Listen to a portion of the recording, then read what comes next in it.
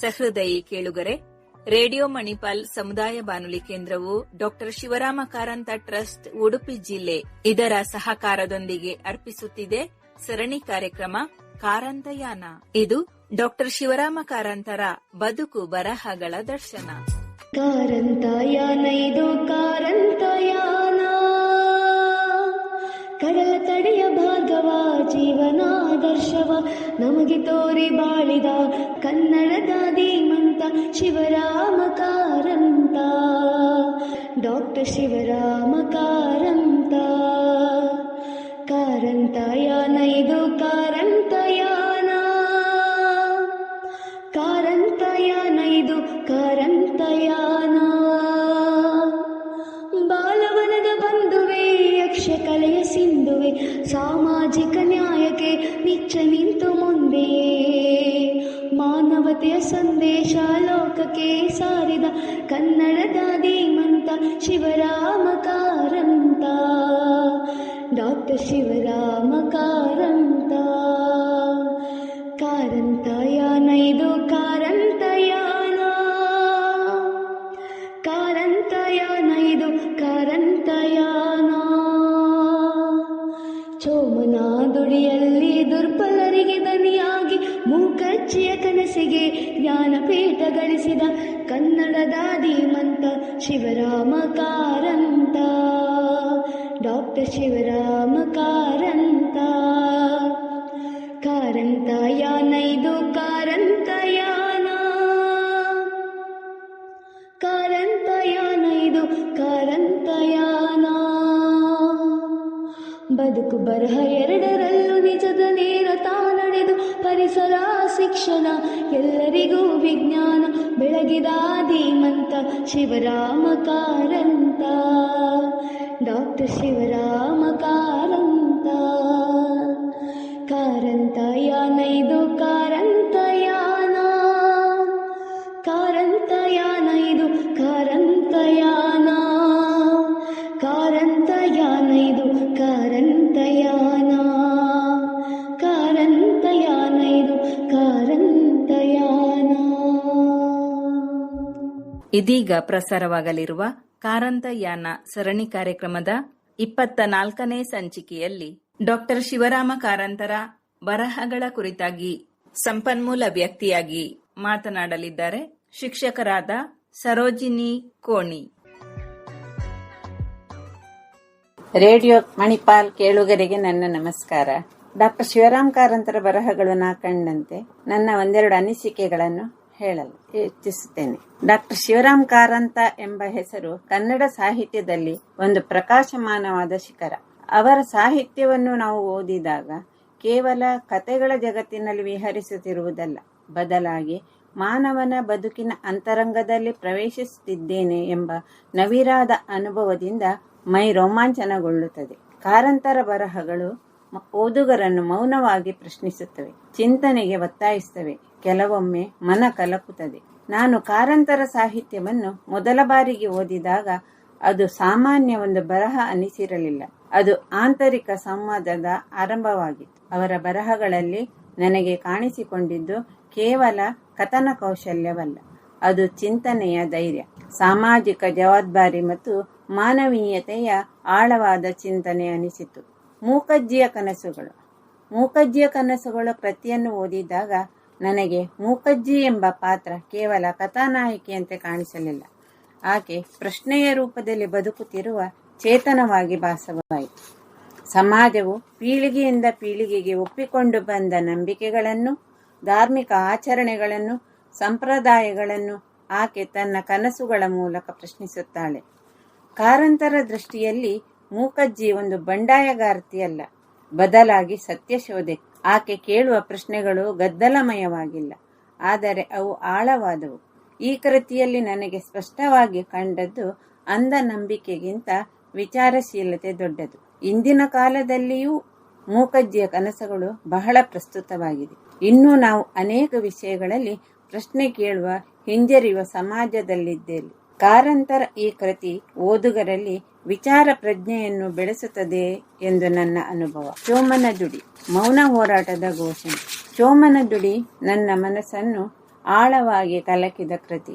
ಚೋಮ ಎಂಬ ದಲಿತ ರೈತನ ಬದುಕು, ಅವನ ಕನಸುಗಳು, ಅವನ ಮಣ್ಣಿನ ಮೇಲಿನ ಹಕ್ಕಿನ ಹೋರಾಟ ಇವೆಲ್ಲವೂ ಸಮಾಜದ ಕಠಿಣ ಸತ್ಯಗಳು ನಮ್ಮ ಮುಂದೆ ಬರುತ್ತದೆ. ಕಾರಂತರು ಇಲ್ಲಿ ಯಾವುದೇ ಅತಿರಂಜನೆ ಮಾಡಿಲ್ಲ. ಅವರು ಕೇವಲ ವಾಸ್ತವವನ್ನು ನಮ್ಮ ಕಣ್ಣಿಗೆ ಕಟ್ಟುತ್ತಾರೆ.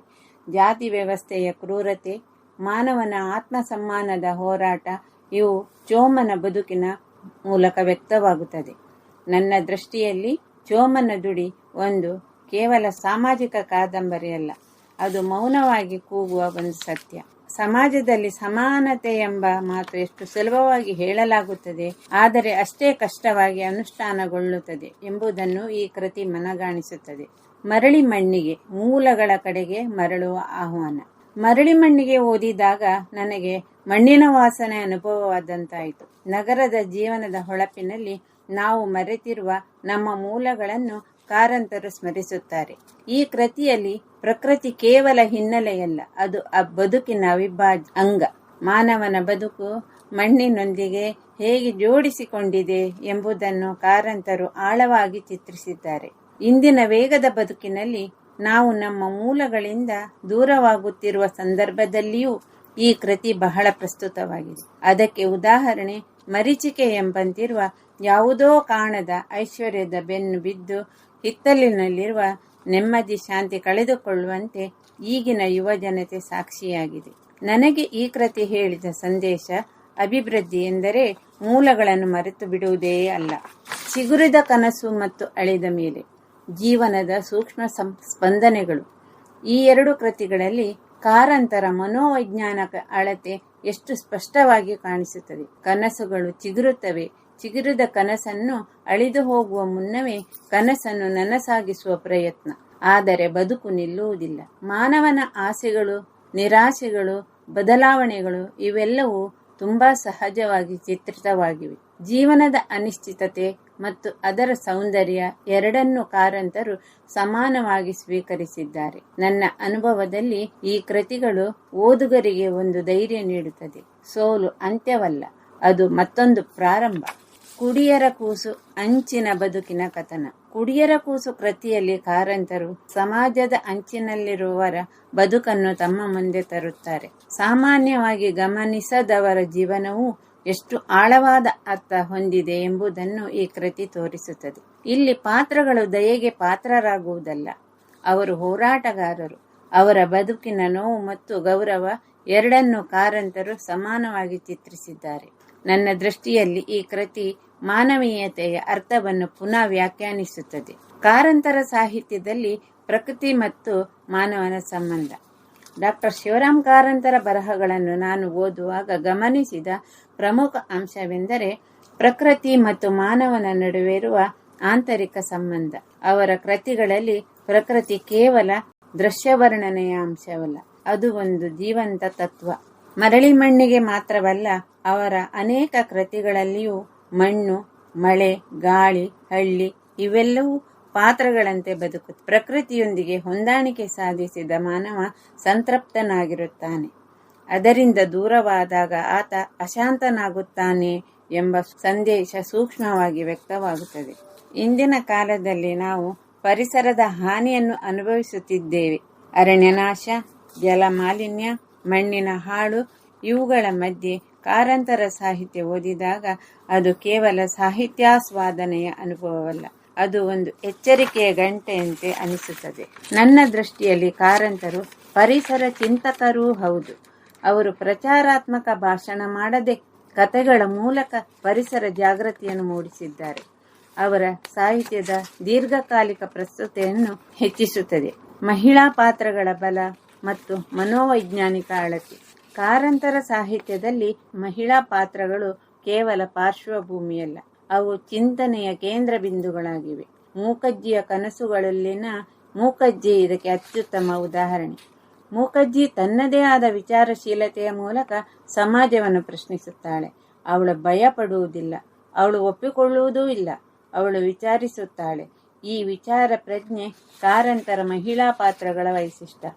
ಅವರ ಕೃತಿಗಳಲ್ಲಿ ಮಹಿಳೆಯರು ದಯೆಗೆ ಪಾತ್ರರಾಗುವುದಲ್ಲ, ಅವರು ಆಲೋಚಿಸುವರು, ತೀರ್ಮಾನಿಸುವರು, ಬದುಕನ್ನು ಎದುರಿಸುವವರು.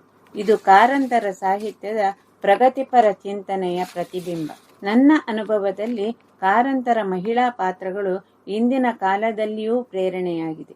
ಅವರು ಸಮಾನತೆ ಮತ್ತು ಸ್ವಾಭಿಮಾನವನ್ನು ಸಾಹಿತ್ಯದ ಮೂಲಕ ವ್ಯಕ್ತಪಡಿಸಿದ್ದಾರೆ. ಕಾರಂತರ ಸಾಹಿತ್ಯದ ಮನೋವೈಜ್ಞಾನಿಕ ಸ್ಪರ್ಶ, ಚಿಗುರಿದ ಕನಸು, ಅಳಿದ ಮೇಲೆ ಮುಂತಾದ ಕೃತಿಗಳಲ್ಲಿ ಮಾನವನ ಒಳಜಗತ್ತಿನ ಸಂಘರ್ಷ ಸ್ಪಷ್ಟವಾಗಿ ಕಾಣುತ್ತದೆ. ಆಸೆಗಳು ಮತ್ತು ವಾಸ್ತವಗಳ ನಡುವೆ ಹೋರಾಟ, ಸಂಬಂಧಗಳ ಸೂಕ್ಷ್ಮ ಬದಲಾವಣೆಗಳು, ಮೌನದ ನೋವು ಇವೆಲ್ಲವೂ ಸಹಜವಾಗಿ ಮೂಡಿ ಬಂದಿವೆ.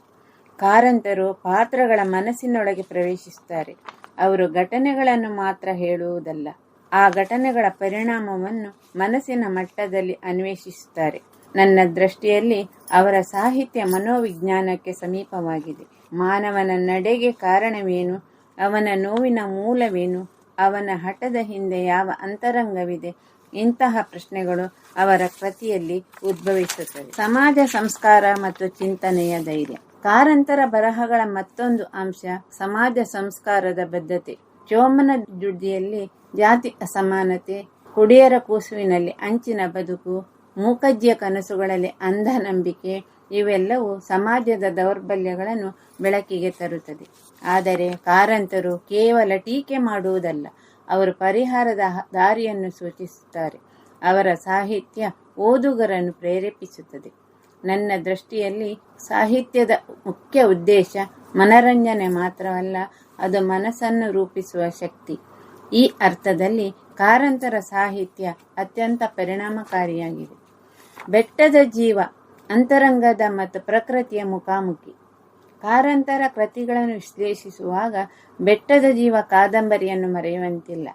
ಪಶ್ಚಿಮ ಘಟ್ಟಗಳ ದಟ್ಟ ಕಾಡಿನ ಮಧ್ಯೆ ಬದುಕುವ ಗೋಪಾಲಯ್ಯ ಮತ್ತು ಶಂಕರಿಯರ ಜೀವನ ಕಥೆ ಇದು. ಹೊರನೋಟಕ್ಕೆ ಇದೊಂದು ಸಾಹಸಮಯ ಬದುಕಿನ ಚಿತ್ರಣವಾದರೂ ಆಳದಲ್ಲಿ ಇದು ಮನುಷ್ಯನ ಒಂಟಿತನ ಮತ್ತು ಆತನ ಅಜೇಯ ಮನೋಬಲದ ಕಥೆ. ಗೋಪಾಲಯ್ಯನ ಪಾತ್ರದ ಮೂಲಕ ಕಾರಂತರು ಮನುಷ್ಯ ಪ್ರಕೃತಿಯೊಡನೆ ನಡೆಸುವ ಸಂಘರ್ಷವನ್ನು ಮಾತ್ರವಲ್ಲ, ಒಡನಾಟವನ್ನು ಕಲಿಸಿಕೊಟ್ಟಿದ್ದಾರೆ. ಪ್ರಕೃತಿಯ ವಿಶಾಲತೆಯ ಎದುರು ಮನುಷ್ಯ ಎಷ್ಟೇ ಸಣ್ಣವನಾದರೂ ಅವನ ಇಚ್ಛಾಶಕ್ತಿ ಬೆಟ್ಟದಷ್ಟೇ ದೊಡ್ಡದು ಎಂಬುದನ್ನು ಈ ಕೃತಿ ಸಾರುತ್ತದೆ. ಇಲ್ಲಿನ ದೃಶ್ಯಾವಳಿಗಳು ಎಷ್ಟೊಂದು ಜೀವಂತವಾಗಿದೆ ಎಂದರೆ ಓದುತ್ತಿರುವಾಗ ಕಣ್ಣೆದುರ ಹಸಿರ ಕಾಡು, ಸುರಿಯುವ ಮಳೆ ಮತ್ತು ಒಂಟಿ ಮನೆಯ ದೀಪದ ಬೆಳಕು ಮೂಡಿಬರುತ್ತದೆ. ಸರಸಮ್ಮನ ಸಮಾಧಿ ಮತ್ತು ಮೈಮನಗಳ ಸುಳಿಯಲ್ಲಿ ಸಂಬಂಧಗಳ ಸೂಕ್ಷ್ಮ ವಿಶ್ಲೇಷಣೆ.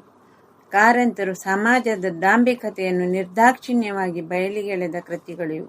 ಮನುಷ್ಯನ ದೈಹಿಕ ಮತ್ತು ಮಾನಸಿಕ ಅಗತ್ಯಗಳ ನಡುವಿನ ಸಂಘರ್ಷವನ್ನು, ಸಮಾಜ ರೂಪಿಸಿರುವ ಕೃತಕ ಮೌಲ್ಯಗಳ ಮುಖವಾಡವನ್ನು ಅವರು ಕಟುವಾಗಿ ವಿಮರ್ಶಿಸಿದ್ದಾರೆ. ಮೈಮನಗಳ ಸುಳಿಯಲ್ಲಿ ಕಾದಂಬರಿಯ ನಾಯಕಿ ಮಂಜುಳಾಳ ಬದುಕು ಒಂದು ಕಥೆಯಲ್ಲ, ಅದು ಹೆಣ್ಣಿನ ಭಾವನೆಗಳ, ಆಕಾಂಕ್ಷೆಗಳ ಮತ್ತು ಸಮಾಜದ ಕಟ್ಟುಪಾಡುಗಳ ನಡುವಿನ ಕದನ. ಕಾರಂತರು ಇಲ್ಲಿಯೂ ನುರಿತ ಮನಃಶಾಸ್ತ್ರಜ್ಞನಂತೆ ಮನಸ್ಸಿನ ಕತ್ತಲು ಬೆಳಕಿನ ಆಟಗಳನ್ನು ಬಿಡಿಸಿಟ್ಟಿದ್ದಾರೆ. ಸರಿ ತಪ್ಪುಗಳ ದ್ವಂದ್ವಗಳಿಗಿಂತ ಮನುಷ್ಯನ ಸಹಜ ಪ್ರವೃತ್ತಿಗಳನ್ನು ಅರ್ಥ ಮಾಡಿಕೊಳ್ಳುವ ಅವರ ದೃಷ್ಟಿಕೋನ ವಿಸ್ಮಯಕಾರಿಯಾಗಿದೆ. ಕಲೆ, ದೃಶ್ಯಕಥನ ಮತ್ತು ಕರಾವಳಿಯ ಜೀವಂತಿಕೆ. ಒಬ್ಬ ಓದುಗಳಾಗಿ ನಾನು ಕಾರಂತರ ಸಾಹಿತ್ಯದಲ್ಲಿ ಗಮನಿಸಿದ ಮತ್ತೊಂದು ಬೆರಗುವೆಂದರೆ ಅವರ ಭಾಷೆಯ ಜೀವಂತಿಕೆ ಮತ್ತು ದೃಶ್ಯಕಥನ ಶೈಲಿ. ಅವರ ಕಾದಂಬರಿಗಳನ್ನು ಓದುವಾಗ ನಾವು ಕೇವಲ ಅಕ್ಷರಗಳನ್ನು ಓದುವುದಲ್ಲ, ಬದಲಿಗೆ ಕಣ್ಣೆದುರು ಒಂದು ದೃಶ್ಯ ಕಾವ್ಯವೇ ಅನಾವರಣಗೊಂಡಂತೆ ಭಾಸವಾಗುತ್ತದೆ. ಅವರ ಪಾತ್ರಗಳು ರಂಗಭೂಮಿಯ ಮೇಲಿನ ನಟರಂತೆ ನಮ್ಮ ಕಣ್ಣೆದುರು ಬಂದು ನಿಲ್ಲುತ್ತದೆ. ಅವರ ಯಕ್ಷಗಾನದ ಆಳವಾದ ಜ್ಞಾನ ಮತ್ತು ರಂಗಭೂಮಿಯ ಅನುಭವ ಅವರ ಕಾದಂಬರಿಗಳ ನಿರೂಪಣೆಯಲ್ಲಿಯೂ ಹಾಸುಹೊಕ್ಕಾಗಿದೆ. ಅಲ್ಲದೆ ಕರಾವಳಿ ಮತ್ತು ಮಲೆನಾಡಿನ ಭಾಷೆಯ ಸೊಗಡನ್ನು ಅವರು ಬಳಸಿದ ರೀತಿ ಅನನ್ಯ. ಕುಂದಾಪುರ ಮತ್ತು ದಕ್ಷಿಣ ಕನ್ನಡದ ಆಡು ಭಾಷೆ, ಅಲ್ಲಿಯ ಜನಜೀವನ, ಸಂಸ್ಕೃತಿ, ಆಚರಣೆಗಳನ್ನು ಅವರು ಸಾಹಿತ್ಯದಲ್ಲಿ ಶಾಶ್ವತವಾಗಿ ದಾಖಲಿಸಿದ್ದಾರೆ. ನಮ್ಮ ಮಣ್ಣಿನ ಭಾಷೆಯೊಂದಿಗಿನ ಅವರ ಈ ನಂಟು ನನಗೆ ವೈಯಕ್ತಿಕವಾಗಿ ಅತ್ಯಂತ ಆಪ್ತವೆನಿಸುತ್ತದೆ. ಜ್ಞಾನದ ಹಸಿವು, ಬಾಲ ಪ್ರಪಂಚ ಮತ್ತು ವಿಜ್ಞಾನ ಪ್ರಪಂಚ. ಒಬ್ಬ ಶಿಕ್ಷಕಿಯಾಗಿ ಕಾರಂತರ ಬಗ್ಗೆ ನನ್ನ ಗೌರವ ಇಮ್ಮಡಿಯಾಗುವುದು. ಅವರ ಜ್ಞಾನದ ದಾಹವನ್ನು ನೋಡಿದಾಗ ಕೇವಲ ಸಾಹಿತ್ಯ ಭಾವನೆಗಳಿಗೆ ಸೀಮಿತವಾಗಬಾರದು, ಅದು ಜ್ಞಾನದ ವಿಸ್ತರಣೆಯಾಗಬೇಕು ಎಂದು ನಂಬಿದ್ದವರು ಅವರು. ಮಕ್ಕಳಿಗೆ ಜಗತ್ತಿನ ಪರಿಚಯ ಮಾಡಿಸಲು ಅವರು ಬರೆದ ಬಾಲಪ್ರಪಂಚ ಮತ್ತು ವಿಜ್ಞಾನದ ವಿಸ್ಮಯಗಳನ್ನು ಕನ್ನಡಕ್ಕೆ ತಂದ ವಿಜ್ಞಾನ ಪ್ರಪಂಚ ಇದು ಕೇವಲ ಪುಸ್ತಕಗಳಲ್ಲ, ಅವು ಜ್ಞಾನದ ವಿಶ್ವವಿದ್ಯಾಲಯಗಳು. ತಾವೇ ಸ್ವತಃ ಊರೂರು ಸುತ್ತಿ ಚಿತ್ರಗಳನ್ನು ಸಂಗ್ರಹಿಸಿ ಕಷ್ಟಪಟ್ಟು ಅಚ್ಚು ಹಾಕಿದ ಅವರ ಪರಿಶ್ರಮ ಸಾಮಾನ್ಯವಾದದ್ದಲ್ಲ. ಕನ್ನಡದ ಮಕ್ಕಳಿಗೆ ತಮ್ಮದೇ ಭಾಷೆಯಲ್ಲಿ ಪ್ರಪಂಚದ ಜ್ಞಾನ ಸಿಗಬೇಕು ಎಂಬ ಅವರ ತುಡಿತ ಅವರಲ್ಲಿದ್ದ ಒಬ್ಬ ಜವಾಬ್ದಾರಿಯುತ ಗುರುವಿನ ದರ್ಶನ ಮಾಡಿಸುತ್ತದೆ. ಹುಚ್ಚು ಮನಸ್ಸಿನ 10 ಮುಖಗಳು, ಸ್ವಯಂ ಅನ್ವೇಷಣೆ. ಅವರ ಆತ್ಮಚರಿತ್ರೆಯಾದ ಹುಚ್ಚು ಮನಸ್ಸಿನ 10 ಮುಖಗಳು ಓದಿದಾಗ ಕಾರಂತರೆಂದರೆ ಕೇವಲ ಕುಳಿತು ಬರೆದ ಸಾಹಿತಿಯಲ್ಲ, ಅವರು ಜೀವನವನ್ನು ಎಲ್ಲಾ ಮಗ್ಗುಲುಗಳಲ್ಲಿಯೂ ಉಂಡುಂಡು ಅನುಭವಿಸಿದ ಜೀವ ಎಂದು ಅರಿವಾಗುತ್ತದೆ. ಅವರು ಮಾಡದ ಕೆಲಸಗಳೆಲ್ಲ, ತಿರುಗದಿರುವ ಊರುಗಳಿಲ್ಲ. ಅವರ ಬರವಣಿಗೆಗೆ ಆಧಾರ ಪುಸ್ತಕಗಳಿಗಿಂತ ಹೆಚ್ಚಾಗಿ ಅವರದೇ ಜೀವನದ ನೇರ ಅನುಭವಗಳು. ಈ ಸ್ವಯಂ ಅನ್ವೇಷಣೆ ಗುಣವೇ ಅವರನ್ನು ನಡೆದಾಡುವ ವಿಶ್ವಕೋಶವನ್ನಾಗಿದೆ. ನನ್ನೊಳಗೆ ಕಾರಂತರ ಪ್ರಭಾವ. ಡಾಕ್ಟರ್ ಶಿವರಾಮ್ ಕಾರಂತರ ಬರಹಗಳನ್ನು ಓದಿದ ನಂತರ ನಾನು ಸಮಾಜವನ್ನು ನೋಡುವ ದೃಷ್ಟಿಯಲ್ಲಿ ಬದಲಾವಣೆ ಕಂಡೆ. ಘಟನೆಗಳನ್ನು ಮೇಲ್ನೋಟಕ್ಕೆ ನೋಡುವುದಕ್ಕಿಂತ ಅವುಗಳ ಹಿಂದಿನ ಕಾರಣಗಳನ್ನು ಅರಿಯಲು ಪ್ರಯತ್ನಿಸುವ ಮನೋಭಾವ ಬೆಳೆದೀತು.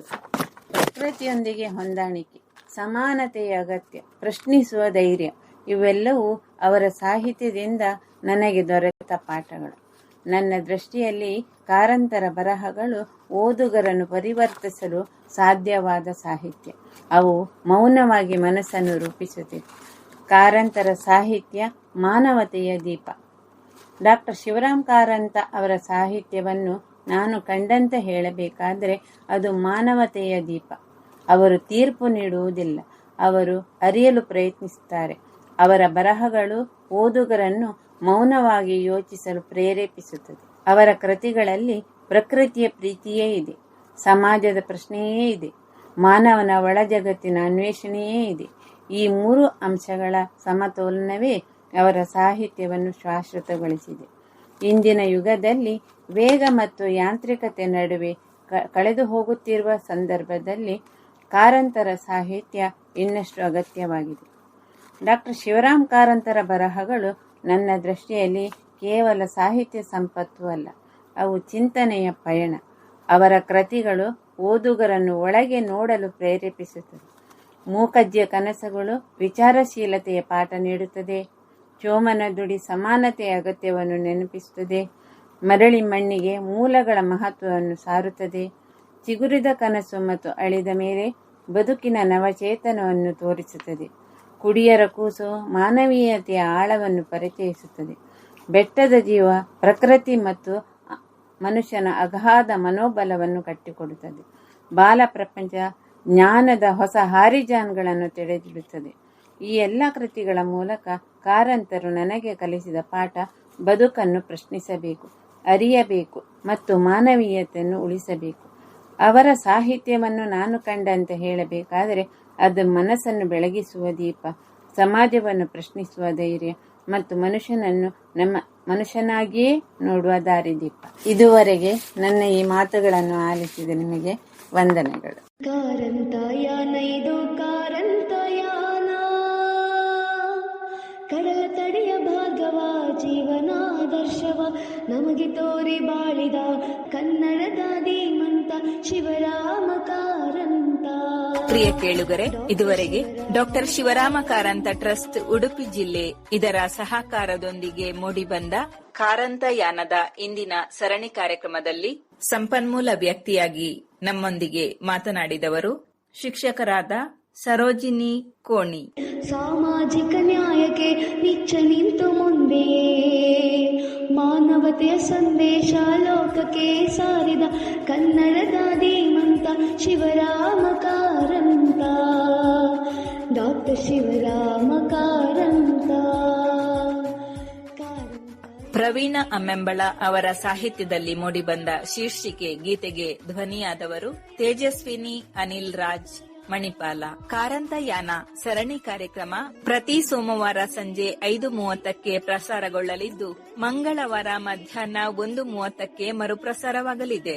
ಹೀಗೆ ಕೇಳ್ತಾ ಇರಿ ಸಮುದಾಯ ಬಾನುಲಿ ಕೇಂದ್ರ ರೇಡಿಯೋ ಮಣಿಪಾಲ್ 90.4 ಮೆಗಾಹರ್ಟ್ಸ್ ನಲ್ಲಿ. ಈಗ ಮೊಬೈಲ್ ಆಪ್ನಲ್ಲೂ ಲಭ್ಯ.